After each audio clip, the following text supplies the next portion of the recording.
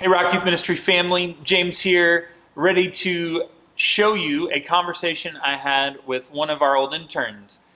This is with Luke, who interned here in 2015 and 2016. Some of you also may know him from our trips to Tulsa, where he's brought his youth group a few times, and he's now a youth minister up in the Dallas area. But Luke talks a lot about his own personal journey and his journey in middle school to high school being a leader in his youth group. And so I hope you really enjoy this conversation. I had a lot of fun listening to Luke and talking with him about this stuff. So here is our conversation. Hey, so hopefully you remember my friend Luke that's sitting right over here. Luke interned with us for 2 summers. He and his partner Abby are the only two people to ever intern for me twice. So he's pretty confident in that, I'm sure. He is the youth minister at Lake City's Church of Christ in the Dallas area. And I've just asked Luke to come back and talk to us just a little bit about his journey. What's up, man? How you doing? I'm doing great, chilling in the office currently, but doing well. Nice. So we've been talking about journey all summer long here, and there's so many different facets to that.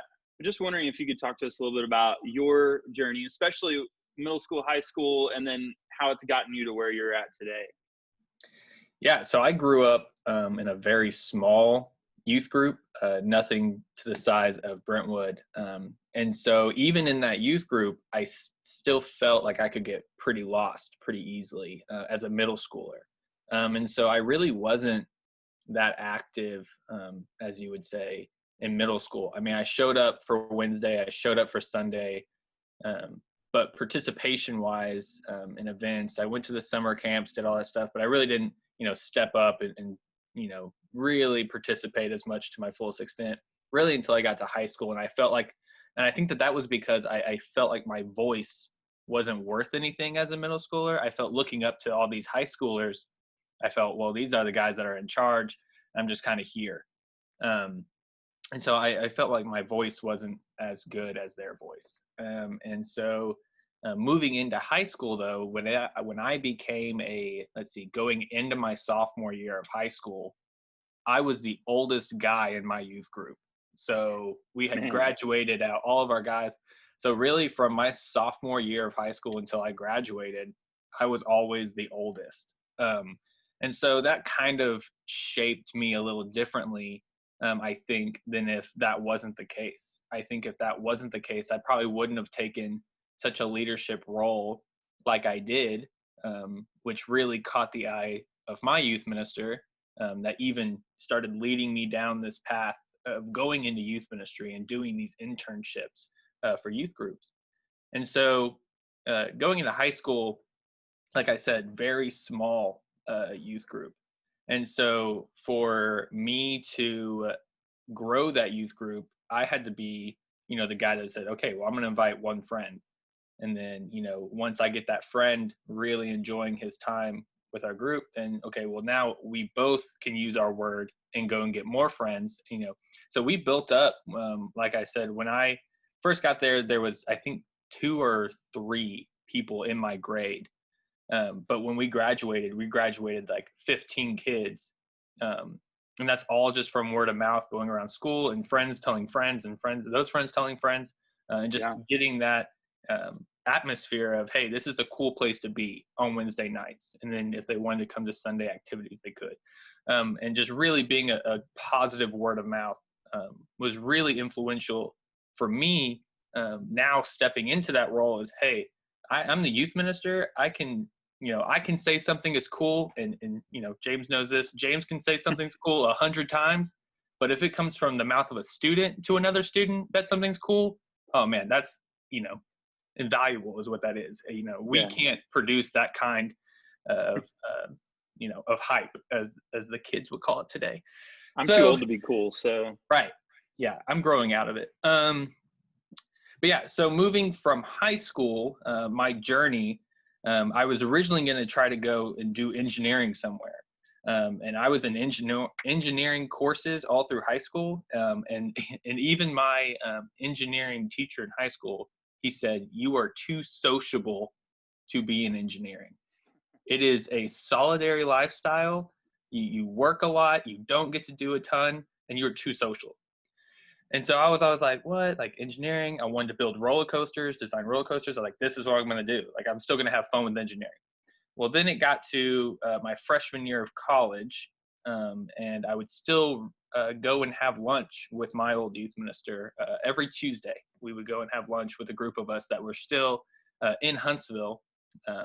And so one of those Tuesdays, it was just me and him.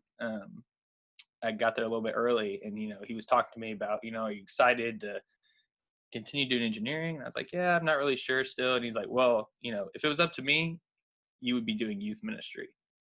And that just completely like rocked my world, because I had a lot of fun in my youth ministry. I had a lot of fun being a high schooler. Even looking back to middle school, I had a lot of fun. But then to think, okay, well, this could be my profession, is ministry. I'd never really thought about it. I'd never really thought about going into youth ministry. And so he was really the guy that kind of steered me towards going and doing youth ministry. And so that alone started, as you said, this journey that I had never even anticipated doing. And so going from high school to college, now with this being my, major in youth and family ministry, all of a sudden was really kind of this, moment where, I had never even considered. And so college for me was very much fitting to my needs. I'm very sociable. For those who remember me, I like to talk. And so doing engineering, you're not supposed to talk. You're supposed to listen a lot. And so, my homework a lot of the time was go be sociable, learn how to talk to people, learn how to connect, learn how to relate. That was your job. And it very much is my job today. I tell people I do two things. I write for a living, and then I talk for a living.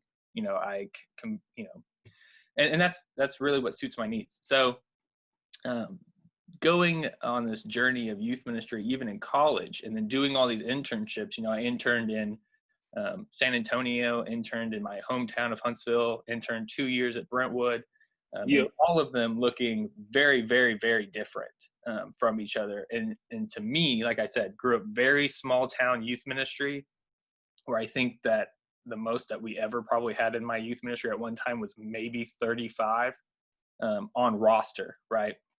That's not saying 35 active students. That's 35 that are on roster. And then going to a place like Brentwood, where it's like 120 on roster, right?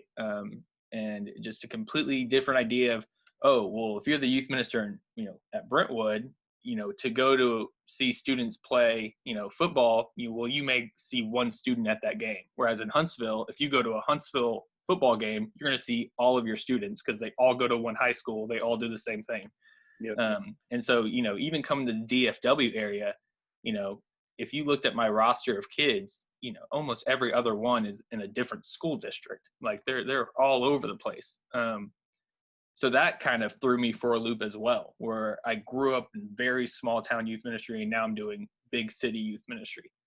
And so for me, I guess that journey, going from middle school, high school, college, and now to even where I am today, I've definitely changed a lot of, my ideology of ministry. I've changed my ideology of my faith. I grew up with my parents' faith, and learned very quickly in college that just having my parents' faith was not a good enough answer.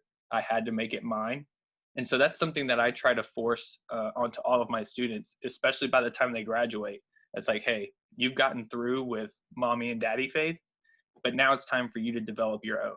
Where do you go for answers, right? Who do you turn to? Where do you go to find rest when you're tired? And I think that that's something that's very important, that in my walk that I've kind of come to understand. Another thing that I've come to understand is just because I spend a lot of time creating lesson plans and devos, that should not count for my time that I spend in the Word, and where I go to recharge. Just because I am, doing a lesson or a series on Ephesians, that doesn't count as me reading the Bible, because that's not for me. That's more of an output and not so much an input. And so that's just a couple of things that I feel like I've learned along, my journey to where I am today. So back up to middle school. You just said a whole lot of stuff, but let's back up to there, because I thought you said something really interesting. You said I didn't feel like my voice was to be heard. And I Right. think a lot of us feel that way in middle school when we're a sixth or a seventh grader and we see these brilliant juniors and seniors and we're going, what do we got? Right. Yeah. So what was it that really helped you get past that point? Because I think, thinking about a lot of our kids in the group, I see so many great potential leaders and so many great followers of Jesus, but they haven't taken that step. So what was it that really encouraged you to take that step, Luke? I would say in my time in middle school, what encouraged me to do that was some of, the students, the high school students, the ones that really wanted to take me aside and say, hey, we recognize that in a couple of years, you're going to be in this position. And so we want to help mentor you and help give you that confidence that, hey, when we pass the torch to you, we want this youth ministry to still be successful. And so in order to do that, we're going to encourage you. We're going to, try to push you in a couple of different ways to make you take some of those early leadership type of positions. And then another thing that now that I go back and think about it, one thing I, talked about in one of my college classes was, man, middle school is really good at thinking about the concrete, right? When you read a verse and you say, what does this verse say? Middle school is very good at saying, this is what it said back to you, right? Whereas high school, you're more thinking on the abstract of, well, this is what it said, but what could it mean, right? And so putting those together is just a good reminder for, even for middle school that, hey, eventually I can have these abstract thoughts. And then it's good for high school to think back and go, okay, well, it's good to hear the root of it again, the concrete of scripture. Where is it actually saying? What's actually happening during this time? And so putting those together and having them, they each bring value is what I'm trying to say. And so just know, as a middle schooler, even though you think your voice may, be silly or not really valued, it is. It brings tremendous value to the class. So to wherever you are, your voice does matter. And you can start being an influencer in your youth ministry at, the day you walk in. It's really up to you. Yep, absolutely. I know a bunch of these new sixth graders are going to be that way. And I think it's just a matter of having the confidence that God's going to do great things through you, right? Oh, yeah. So your journey, as you talked, like from middle school to where you are now, it hasn't always been the easiest path, and it hasn't always been a straight path. Right. What's something you've learned along the way about those ups and those downs? Yeah. So I'll tell you right now, I'll tell you two of my downs in my journey. The first real down I ever really experienced in my life was moving from Texas to Oklahoma to go to college there for ministry. So going to a place where I felt like I had been called to serve and to grow in my faith. My first year there, I felt the loneliest I have ever felt in my life. I didn't know anybody. I didn't connect with anybody, especially going to a small Christian school. If you're not there as a freshman, they've already created these bonds with each other. So coming in as a transfer sophomore, man, I didn't connect anywhere. I didn't know what I was doing. Like I said, I'm very sociable. So for me not to be able to go out and just have this kind of instant friend group was really tough.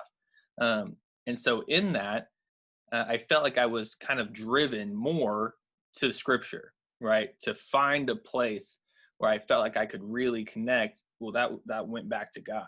And then my second one is when I even took the job here, again, same situation, living by myself in an apartment in, North Fort Worth, which I've never really been to, didn't really know the area, didn't know anybody. The church that I work at doesn't really have a young adult ministry. So there's really nobody my age that's here. And so just really feeling disconnected from the world. And again, asking that question, God, you led me to this place, but now I feel, like I have nothing.